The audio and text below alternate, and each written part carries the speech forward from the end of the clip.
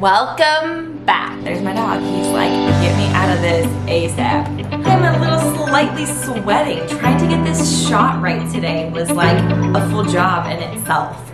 I'm excited for another little video chat with you guys today. A few weeks back, I shared a video on the topic of what it is that women really want in a man.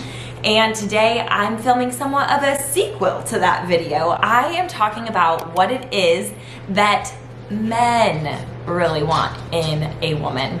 Now, you might be thinking, that's a bit strange. She's a female going to tell us what it is that men really want in a relationship. Like, who does she think she is? Some male expert? No, absolutely not. But you could say this perspective is coming from a wife, from a spouse that has been married to my husband for now 2.5 years. I honestly just want to talk about a few things that feel rather close to home on this topic of what it is that men really want in relationship. Now, I grew up in a home with a mom and a dad that were married in the same house, and I don't know, I didn't pick up on clues from what my dad was necessarily desiring in my mom, except that she was my mom, you know? So it's been interesting as a female growing up in a world where we are just told by society that we are supposed to be certain things as a female, right?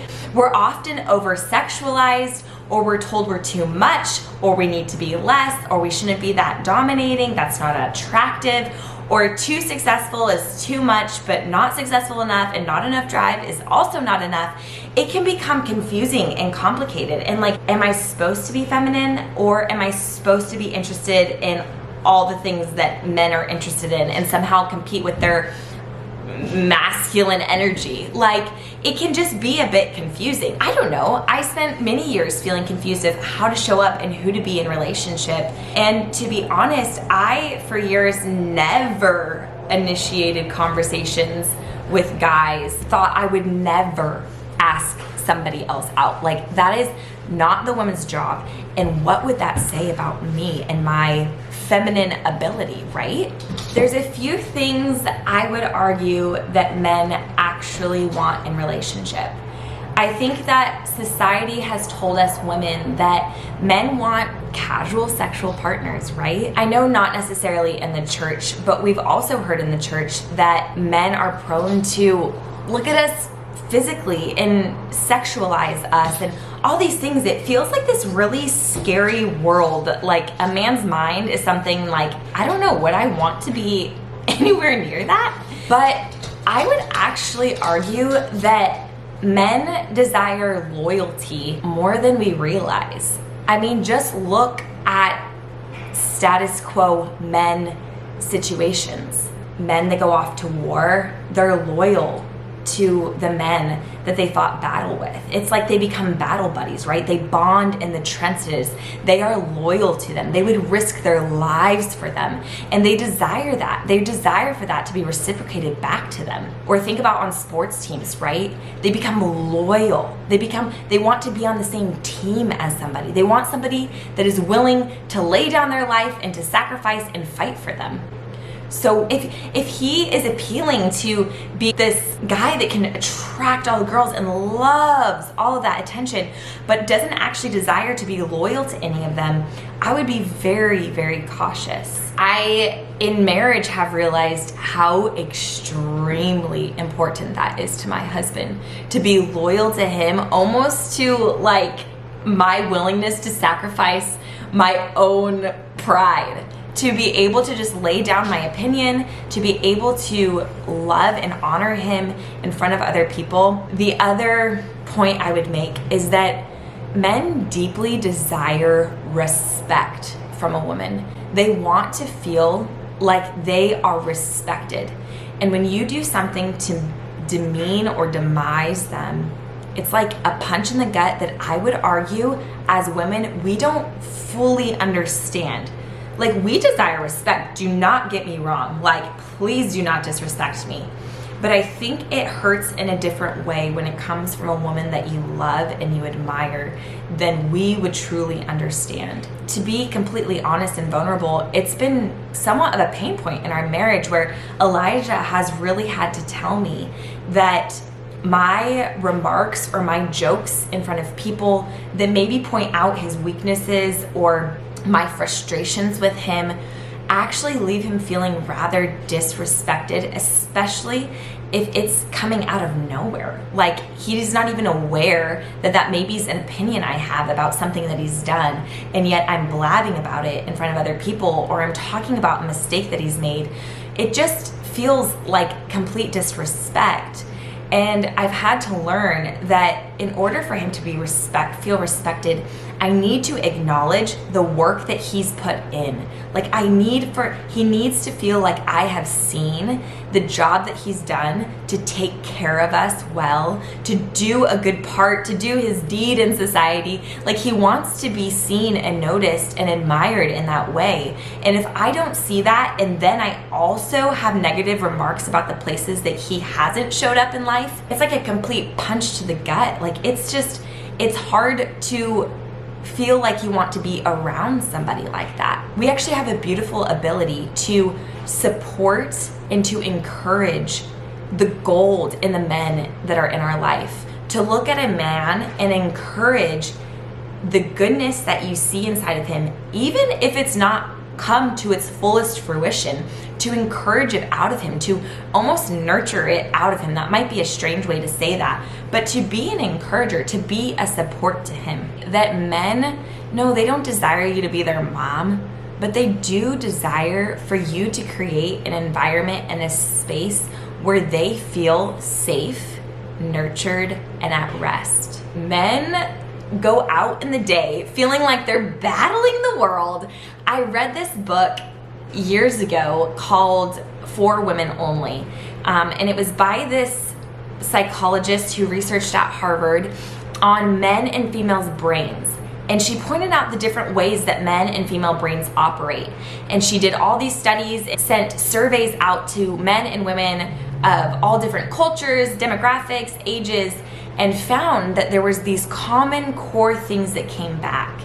And one of those things was that men, when they leave the home during the day, as they go off to work, it's like they have their guards up. It's like they go out and they are taking on the world. And when they come home, their guards come down and they want a safe place to refresh and recharge. Now, obviously, that's sort of like a marriage dynamic that I'm giving you, but that goes out, I think, in friendship, relationship, and dating. Like, are you a safe place where your boyfriend, your husband, your significant other feels safe, where they feel supported and nurtured? Like, you're creating an environment of peace where they can let their guards down around you.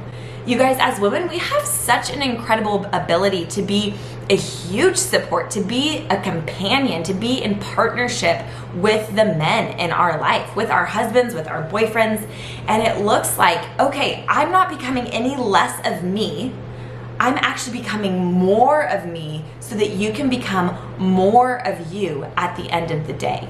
So I'm not becoming smaller so that you can become bigger. We're not in competition with one another. But when we are living out of the fullness of who we were created to be as women, it actually encourages men to live out of the fullness of who they were created to be as men. It's God's beautiful design, right? He's created us so uniquely to be able to come together and be this beautiful partnership together so that we can be stronger together than we were apart.